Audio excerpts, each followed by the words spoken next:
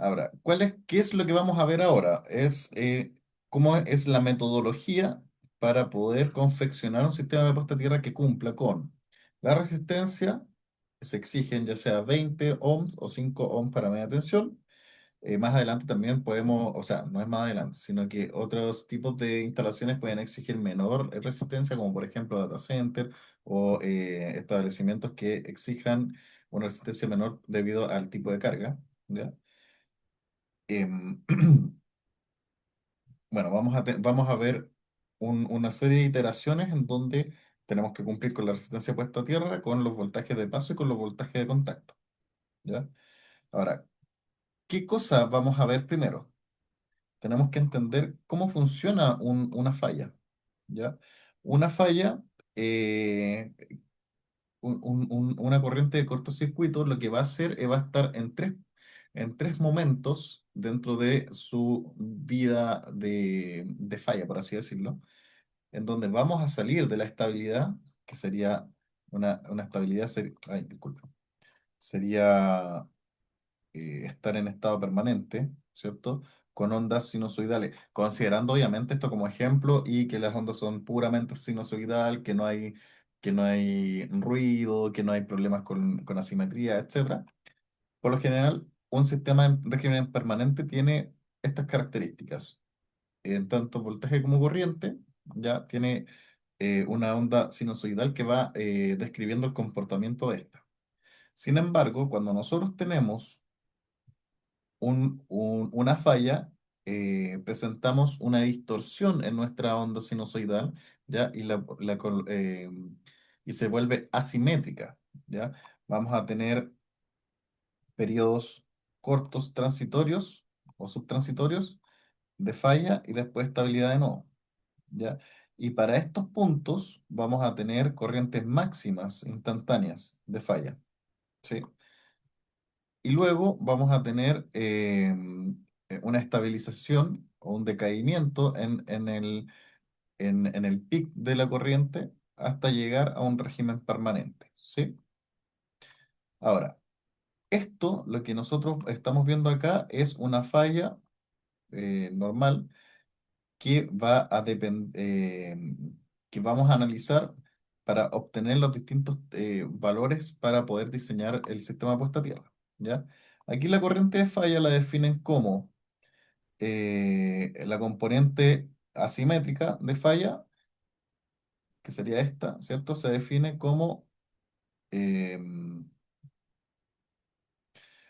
eh, como un factor de decrecimiento por la corriente de falla simétrica, ¿ya? Esta componente tiene que ver con el tiempo y tiene que ver, si es que no recuerdo mal, y tiene que ver con la deformación producto a la magnitud de la falla de cortocircuito. ¿Sí? Pero estos son factores, ¿ya? Factores que después nosotros vamos a ir obteniendo. Pero tenemos distintos conceptos que tenemos que obviamente saber a priori. Por ejemplo, factor de división de corriente de falla. ¿Quién se acuerda que es un factor de división de corriente?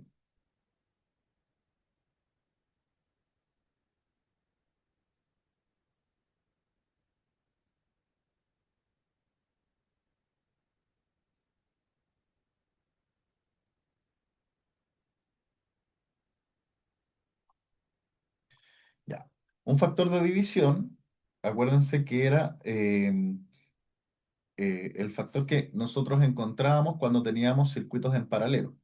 ¿Sí? Si nosotros tenemos circuitos en paralelo, dependíamos de la cantidad de ramas paralelas y el valor de la resistencia de cada una para encontrar un factor de división de corriente. Lo mismo pasa acá, pero aquí lo que hace es una división eh, por el enrejado que vamos a obtener en nuestro sistema de puesta a tierra. ¿Y esto de qué depende? Depende del valor RMS, de la corriente de malla, ¿ya? Y la secuencia cero de la corriente de falla. Sí, estos son conceptos que netamente tenemos que conocer para saber cómo trabajar con ellos, pero más que eso, lo vamos a poder utilizar, ¿ya? Utilizar en el cálculo, ¿correcto? Vamos a tener una máxima corriente de falla que es IG, ¿ya? Que depende del factor de decaimiento y depende del el valor de RMS de la corriente en la malla, ¿sí?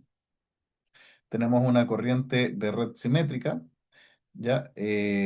Bueno, esa parte de la corriente falla tierra simétrica que fluye entre la red de puesta a tierra y la tierra circundante y se expresa de esta forma, ¿ya? Que es la misma que hemos estado usando, que en sí es ir relacionando lo que estamos viendo. Esto es el factor de división de corriente y esto es la corriente de falla, este es el valor simétrico, disculpa. Y la corriente de falla tierra simétrica es el valor RMS máximo, ya que lo podemos ver aquí igual, de igual forma, de la corriente de falla simétrica después del instante de iniciación de una falla de puesta a tierra. O sea, ya estamos en esta parte de la falla, ¿ya? Como tal respuesta representa el valor RMS del componente simétrico en el primer medio ciclo de la onda. ¿Sí? Este es el primer medio ciclo, si no me equivoco, ¿cierto? Sí.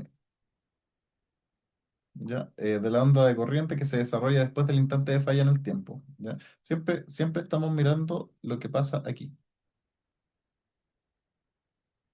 ¿ya? Y esta corriente de falla simétrica se expresa como tres veces la corriente de secuencia cero de falla de cortocircuito. Ahora recuerden que esta corriente de falla es desde el punto cero hacia el infinito positivo, por si acaso, ¿ya? ¿Ok? Estos son conceptos que ustedes tienen que recordar, porque esto se estudia cuando vemos cortocircuito en sistemas eléctricos, ¿ya? Y es netamente para saber en qué mundo estamos viendo, cuáles son las componentes que necesitamos encontrar, cuáles son los valores que estamos nosotros atacando. Fallas, fallas simétricas, componentes cero de fallas simétricas y componentes de corriente dentro de la malla. Ahora, ¿qué es lo que Profe, nosotros... ¿Sí? eso no está en la norma, ¿cierto? ¿Cómo? Eso no está en la norma, ¿sí? Esto está en la IEEE, Ah, ya, o el me interesa. estándar 80 del año 2000 si es que no me equivoco. Creo que ahora está la 2014, algo así, 2010. Ya. Ahora, ¿por qué nosotros tenemos que hacer un sistema puesta a tierra? Fuera del hecho de obtener un camino apropiado para despejar una falla, también tenemos que ver problemas como estos, problemas de voltajes de paso y voltajes de contacto. Que esto es lo que vimos la semana pasada, creo.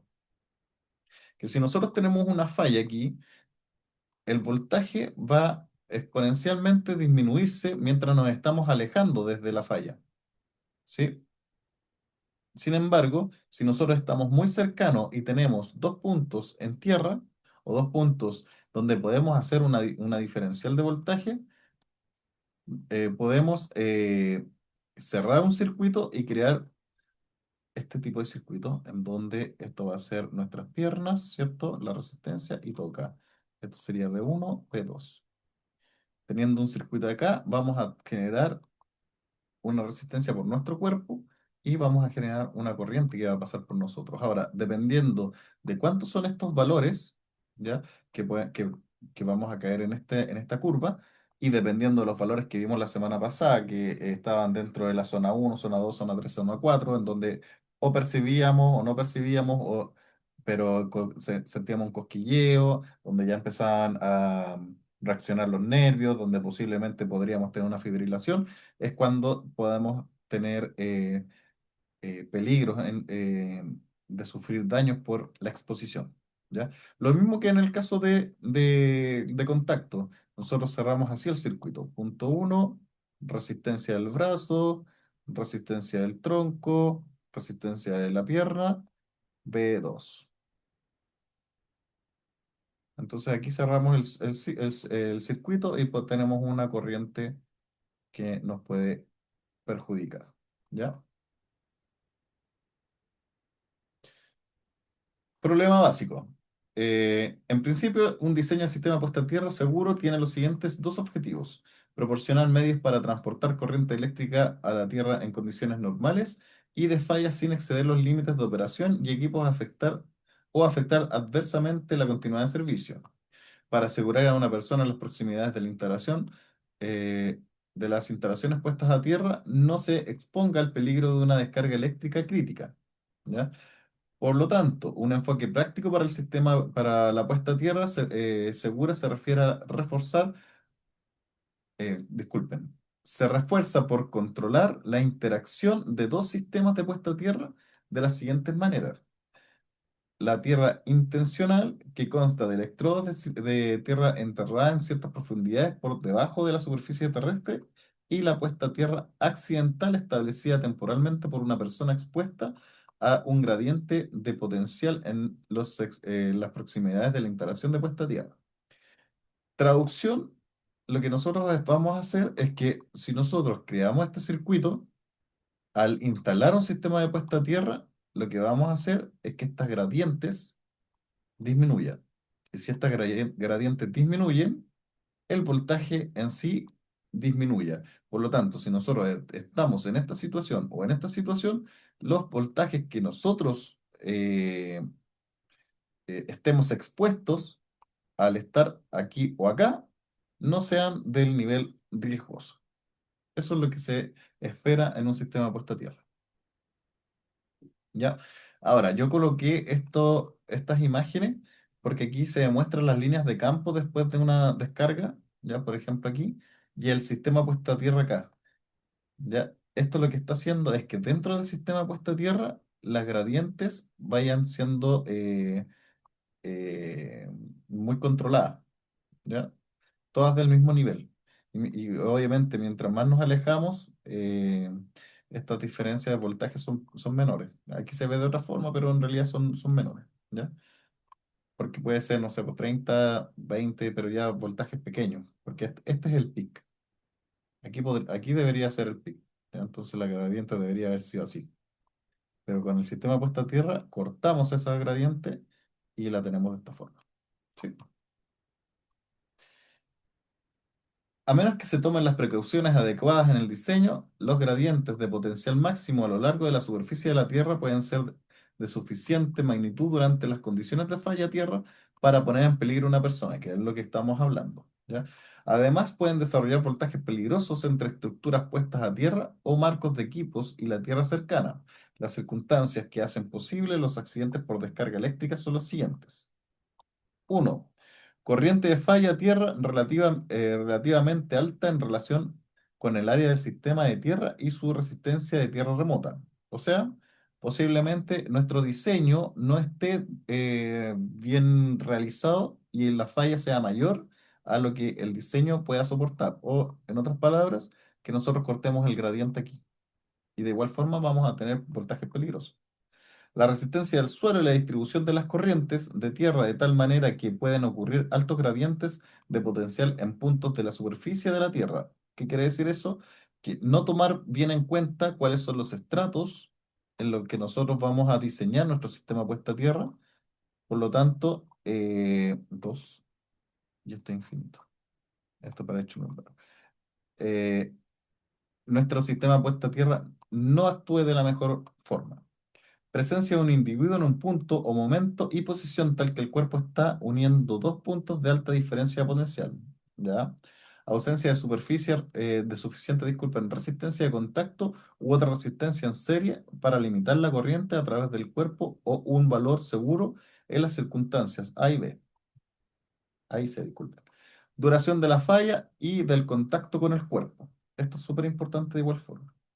Por eso ahora siempre la normativa te dicen 0,5, porque muchas veces se diseñaba dependiendo del estudio de cortocircuito y a veces decían, no, el cortocircuito va a actuar en 0,1, por lo tanto, esto, que es el tiempo de reacción del sistema de protección, eh, va a diferenciar o va a influenciar mucho en lo que es la sección del conductor, ese conductor. ¿Ya? ¿Qué implica eso? Que mientras menos nosotros diseñamos con menos tiempo de operación, la sección del conductor va a ser menor, lo que implica que si nosotros tenemos en algún momento, porque porque las protecciones no funcionaron bien, un, un despeje de falla mayor que esto o mayor del diseño, significa que continuamente la energía que va a pasar por el sistema de cortocircuito vaya calentando el conductor y al ir calentándolo puede degradarlo y al final puede cortar el sistema de puesta a tierra que llevaría a otro problema mayor. ¿Sí? Por eso es mejor respetar lo que dice la norma y no empezar a utilizar otros valores. Ok, esto es para personas de 50. Ya. La norma ahora está... ay, ¿por qué no lo...? Espérame un momento. Que yo recuerdo haberlo hecho para personas de 70 kilos. Lo que pasa es que la normativa ahora exige esto mismo, pero para personas de 70 kilos. Bueno, en realidad va a ser lo mismo, lo único que va a cambiar son en estos valores. Creo que es 0,050 y algo. ¿Ya? Esto, 0,157. Este es el valor que debemos nosotros usar ahora, porque en normativas chilenas nos exigen para personas de 70 kilos. ¿Ya? Entonces, los factores que vamos a tener que utilizar son estos. Ahora, ¿qué son estos? Bueno, aquí ya lo que vimos la otra vez. ¿Cuáles son los umbrales de percepción, corrientes de liberación, las corrientes que pueden ser dolorosas y fibrilación? ¿Ya? Estos están en miliamperios. Aquí me faltó. MA. ¿Ya? Eh, a través de, y no sé cómo lo hicieron, y tampoco quiero saber, de experimentación llegaron a la conclusión que podemos obtener las corrientes que afectan al cuerpo ya con esta ecuación, donde K va a relacionar la raíz cuadrada de el choque eléctrico en cuerpos, ¿ya? Por eso no quiero saber cómo lo hicieron, ¿ya? Eso va a ser nuestra constante K, que está dada, ¿sí? Y como 0,116 para personas de 50 kilos y 0,157 para personas de 70 kilos, ¿ya? Y B va a quedar relacionada con esa constante K, ¿sí? Disculpe, sí, esa constante K por la raíz cuadrada del tiempo de operación, ¿ya? Eh, este va a ser nuestro factor para saber cuál es nuestra corriente que va a pasar por el cuerpo, ¿ya? Entonces, teniendo ese valor y haciendo un circuito de Thevenin, podemos obtener los voltajes, ¿ya? El voltaje de Thevenin va a depender del Z de Thevenin más la resistencia del cuerpo, que eso va a ser la corriente que va a pasar por este circuito, ¿cierto? Teniendo eso, bueno, en este caso es por contacto, ¿cierto? Ahí, punto H, punto F, por si acaso. Vamos a tener nuestro circuito en donde vamos a tener tierra, fuente, la Z del sistema, ¿ya? El punto H, el punto F y nuestra, esta, este es la resistencia de la tierra y esta es la resistencia de las piernas, ¿sí? Por si acaso. Entonces, teniendo esto, se hace nuestro circuito, terminal H, terminal F, vamos a tener la resistencia del cuerpo y nos va a decir que en sí la resistencia del cuerpo va a ser nuestro Thevenin en realidad, ¿ya? Más el voltaje Thevenin que vamos a usar. Lo mismo se hace para las corrientes de paso, o sea, los voltajes de paso, ¿ya? Sin embargo, ahora ya no tenemos la mitad de la pierna, como lo teníamos acá, ¿cierto? Porque vamos a tener una. Acá tenemos dos piernas, y vamos a tener que, va a ser el Z de Thevenin la resistencia de dos piernas. Eso se va a ver en ese punto, ya, utilizando la misma lógica. Y de ahí, de esos dos puntos, se, se llega, momento, aquí, los efectos de análisis del circuito, el pie humano, que no me quiero equivocar en el concepto. El pie humano suele presentarse como un disco metálico, verdad. El pie humano se va a representar como un disco metálico conductor y desprecia la resistencia de contacto del zapato, calcetines, etcétera, y la resistencia de la tierra en ohmios de un disco metálico de radio B sobre la superficie de una tierra homogénea de resistividad en ρ, viene dado por la ley de Lauren, tanto. ¿Lo debemos saber? Sí, puede ser, no. Ok, quien quiera averiguarlo, acá está. ¿Ya? Pero la resistencia de nuestro pie va a estar relacionada por el factor B, que no, este es el radio del disco que estamos haciendo, por la resistividad del terreno. ¿Ya? Entonces, el Z-Thevenin en sí va a quedar definido dependiendo si es de voltaje, para un voltaje de contacto, un voltaje de paso, como 1,5 veces la resistividad del terreno, y esto es, para el caso de paso, 6,0 la resistividad del terreno. Entonces, y aquí chiquillos, creo que este es para 50 kilos. Y en la normativa, veámoslo, en la normativa,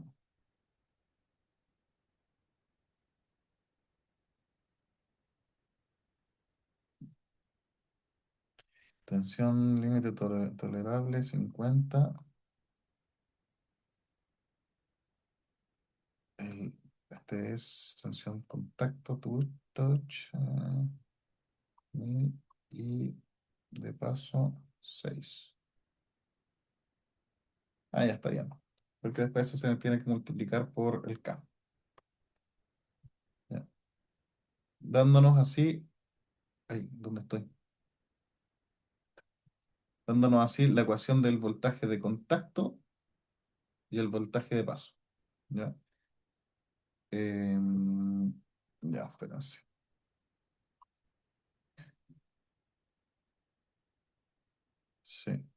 Sí, sí. Y ya, estamos bien.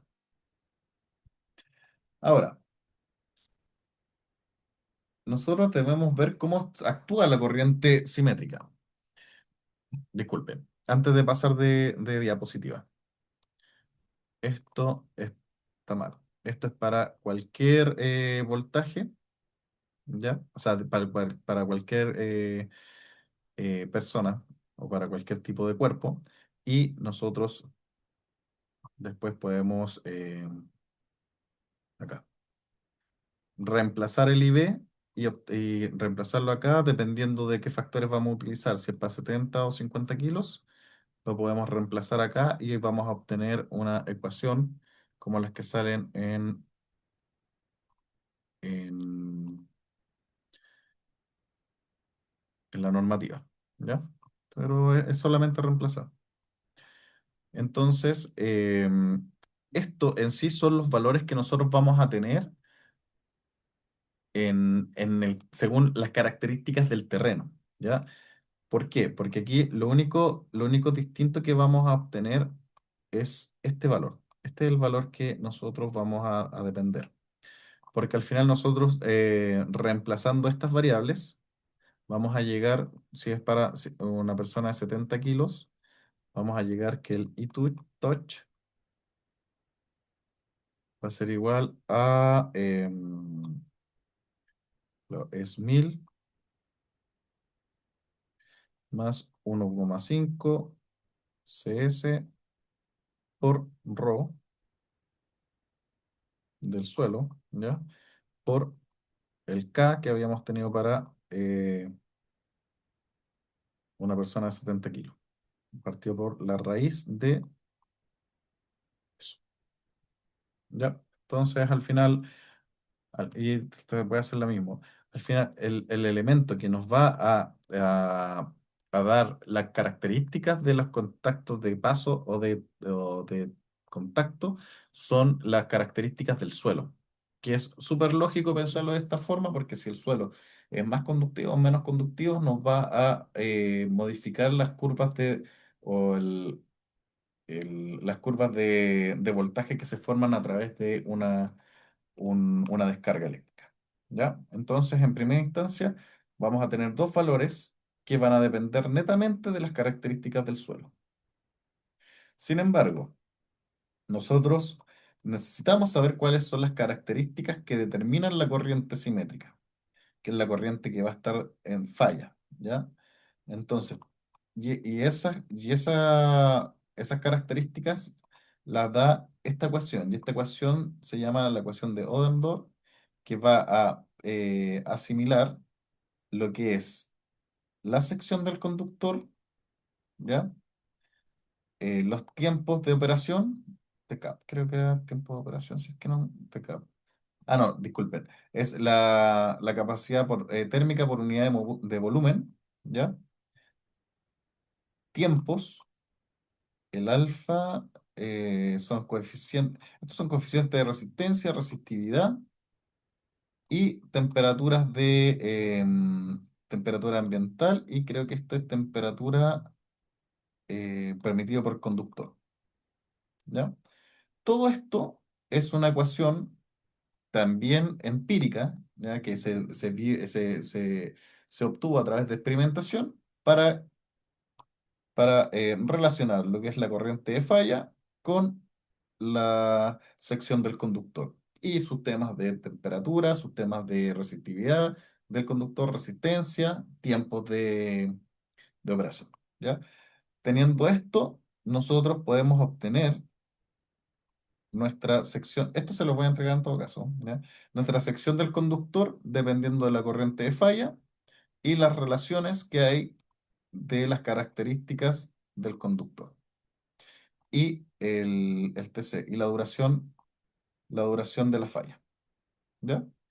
Ahora, en la normativa dice, claro, hay una simplificada que va a relacionar lo que es la corriente, lo que es este KF, que este KF es una constante que va a depender del tipo de material, por lo tanto, ya aquí ya no me gusta un poquito, y el tiempo de despeje. ¿Ya? Yo siempre utilizo esta, que es más exacta. ¿Ya? Y esto por lo general se utiliza para media tensión. De esta forma, nosotros podemos obtener la sección del conductor. De aquí nosotros sacamos los valores de cada cosa. Pcap, ya, la conductividad del material, el factor alfa, ¿no? Por si acaso. Y este es para el simplificado, es para obtener el KF. ¿Sí? Ahora, ¿qué factores determinan la corriente simétrica? Es la que nosotros habíamos visto con anterioridad. Factor simétrico de falla, o no, parece que esta era la asimétrica, y el de decaimiento. ¿Ya? Aquí vamos a encontrarlos dependiendo de cuánto dura la falla y de la sección del conductor. Después lo vamos a ver en un ejemplo en Excel por si acaso. Ok, eso es lo que se obtiene. ¿Ya? Hay un punto. Ya, ok. Ahora, ¿cómo nosotros vamos a calcular un sistema de puesta a tierra? De primera instancia, como ya lo vimos con anterioridad, tenemos que saber cuáles son los voltajes de contacto y voltajes de paso, ¿ya? Para eso tenemos que saber en qué terreno estamos trabajando. Y para saber en qué terreno estamos trabajando, existen varias formas de averiguarlo, como por ejemplo, simplemente ver una tabla resistiva típica de materiales o analizando curvas, ¿ya? Para analizar curvas, nosotros tenemos métodos de medición de resistividad de terreno. Tenemos el método Wenner. Déjenme ver si puse el otro método. No, no lo puse. y el método es Strumberger. Siempre me cuesta ese nombre. Pero acá coloqué el método de Wenner. ¿Ya? El método de Wenner lo que hace es, al igual que en caída de voltaje, nosotros tenemos un instrumento en el cual vamos a inducir corrientes y voltajes, ¿ya? Corrientes y voltajes en el suelo para obtener su resistividad. Vamos a tener su resistencia, pero en realidad después lo traduce a resistividad, que es la resistividad de resistencia por metro. ¿Ya? ¿Cómo se hace esto? Nosotros tenemos que hacer varias mediciones en donde acerquemos o alejemos ya las picas a una distancia constante. Por ejemplo, en el primer caso puede ser 1 metro, después pueden ser 3 metros, después pueden ser 5 metros, y estos valores tenemos dos opciones. Ya tenemos la opción del modelo uniforme, ¿sí? Mm, no sé, por eso tenemos, bueno, ya no importa.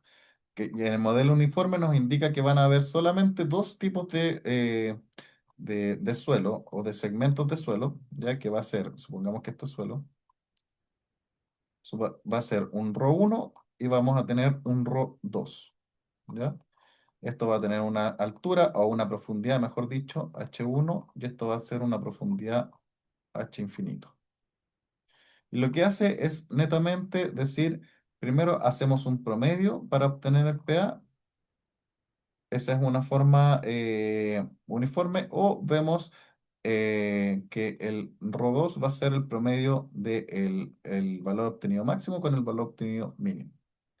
¿Ya? Y el valor no uniforme es cuando tenemos que hacer una comparación entre las layers o las capas superior y la capa inferior.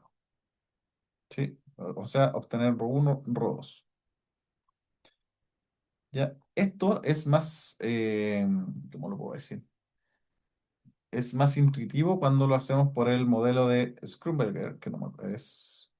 Hoy no lo voy a escribir, capaz que me equivoque y ya dice que me van a matar.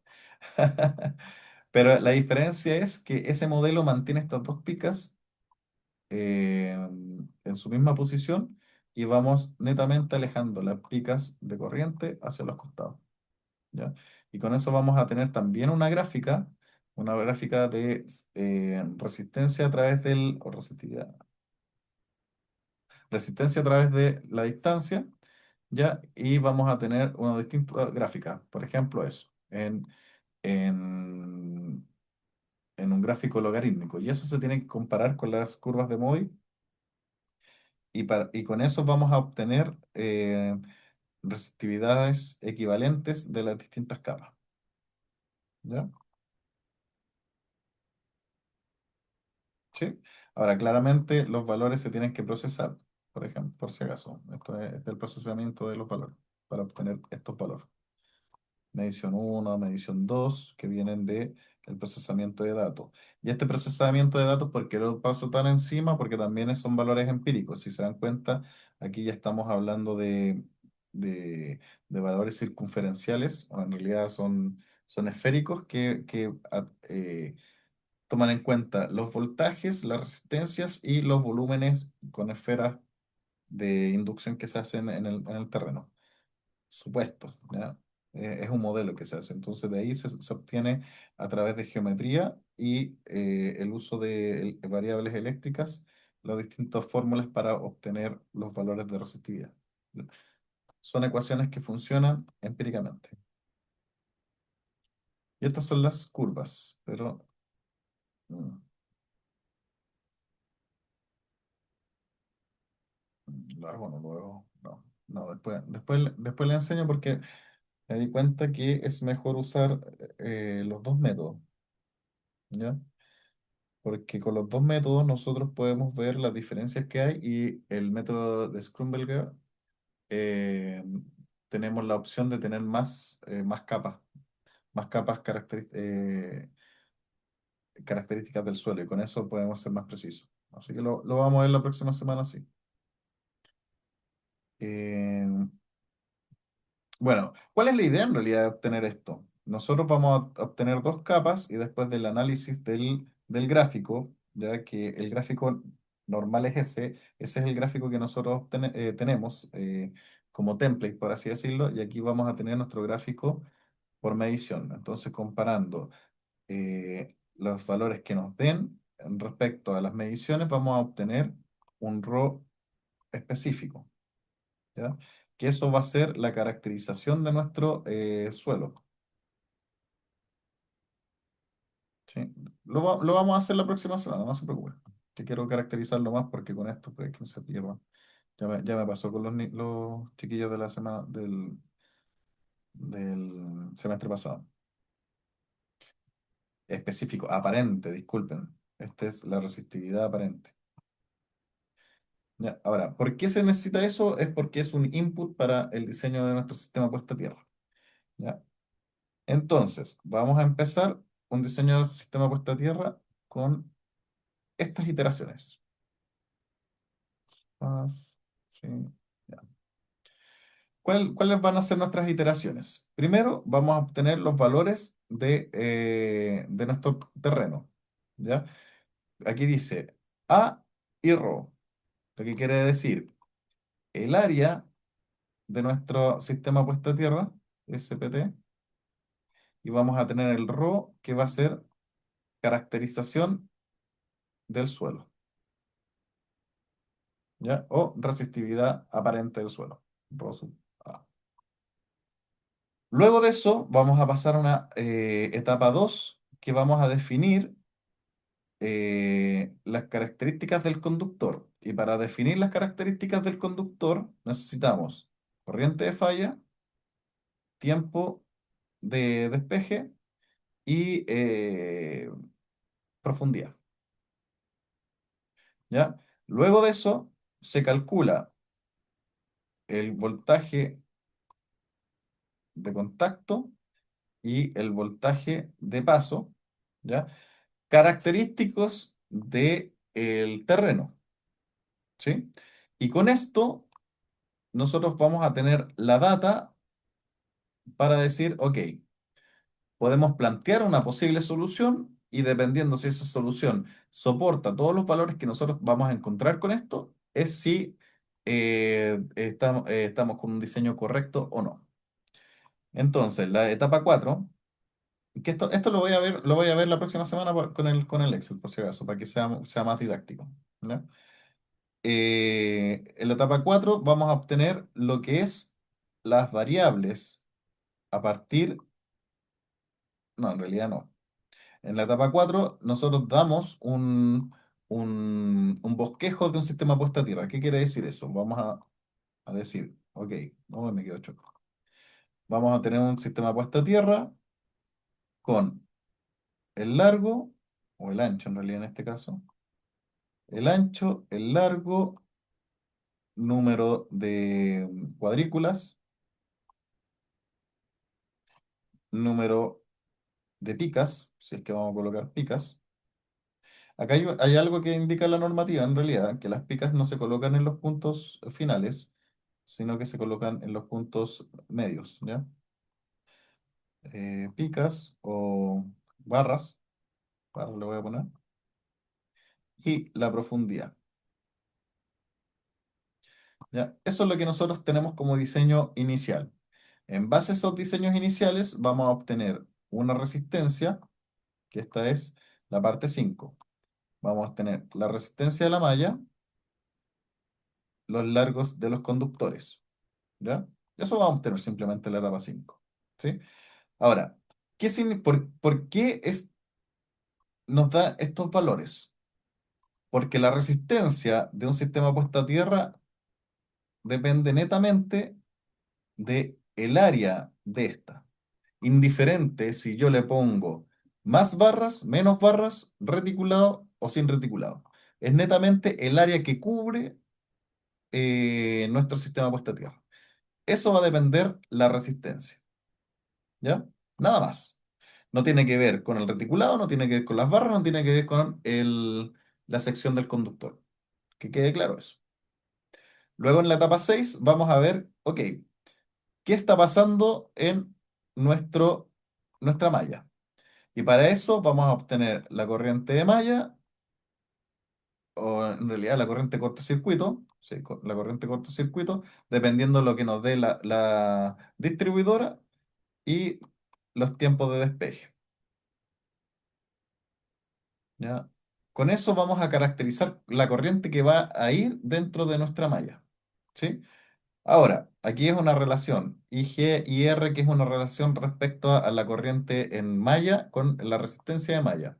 Si esta corriente es menor que el voltaje de contacto, ok, vayamos, y aquí en realidad es de contacto y de, de paso, por si acaso. Aquí como que debería ir en conjunto, pero no importa. Podemos decir que nuestra malla está ok. O sea, ¿qué quiero decir acá? Primero decimos si cumple con la resistencia que nosotros obtenimos o que nos exige la normativa, ok, pasamos al siguiente punto, ¿ya? Caracterizamos la corriente que va a ir en la malla. Si la corriente que va a ir en la malla cumple con, y más las características de la malla que nosotros diseñamos, cumple con provocar un voltaje menor, ¿ya? De contacto y menor de paso, también la malla está bien diseñada y con eso se finaliza el diseño. Si esto no ocurre, tenemos que empezar a ver qué relaciones más podemos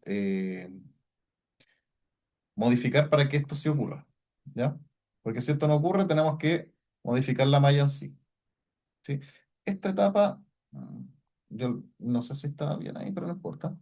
Porque aquí está, este es como el diseño de la malla, que nos va a decir el nuevo voltaje de contacto, el nuevo voltaje de paso y las variables, que estas son netamente constantes, que van a depender de la geometría de la malla que nosotros utilizamos. ¿Ya?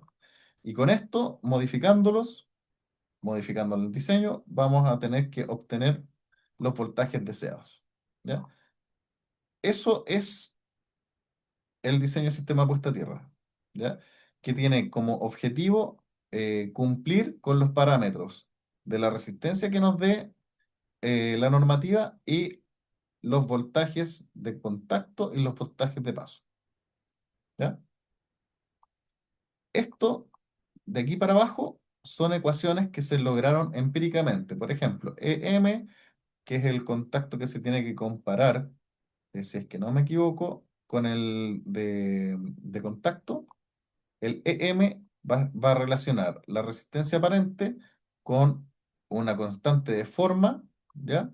Estas son dos constantes de forma que tienen que ver con la profundidad, tienen que ver con la cantidad de cobre y tienen que ver, si es que no me equivoco, con la cantidad de reticulado que vamos a colocar en nuestra malla y la corriente en la malla, ¿ya? Esta es la cantidad de cobre también.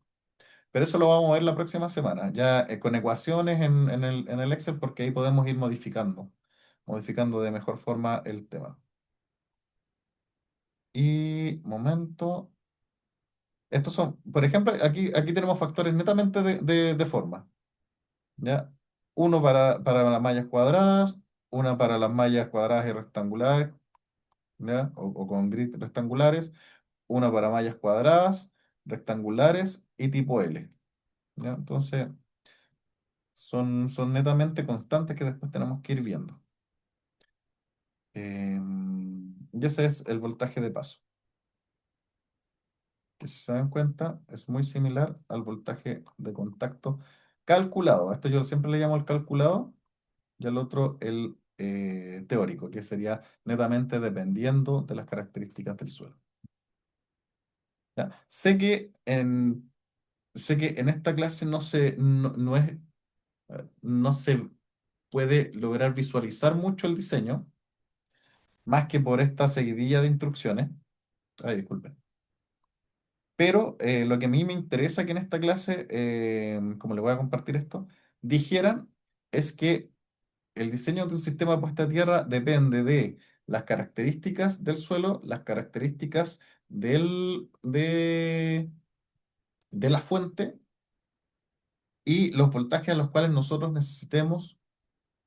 eh, necesitemos diseñar, que son los voltajes de contacto y de paso, además de la resistencia puesta a tierra que nos va a exigir la normativa o nos va a exigir los distintos tipos de carga que queramos proteger.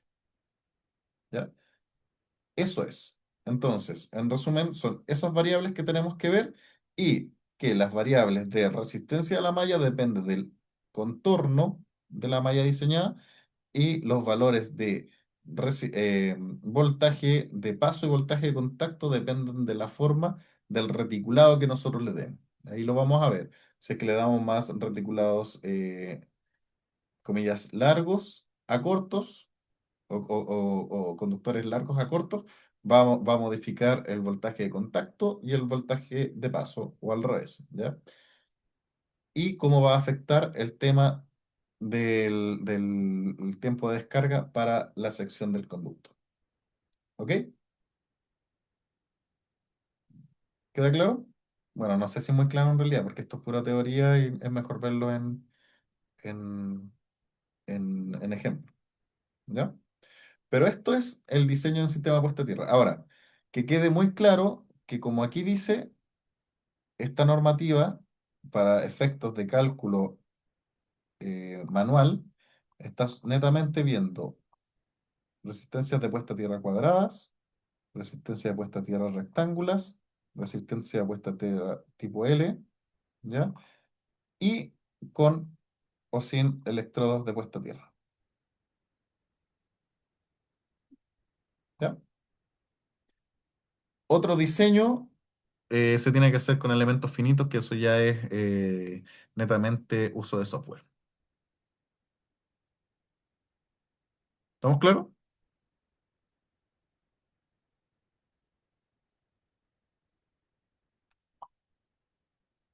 Ok, Sí, profe.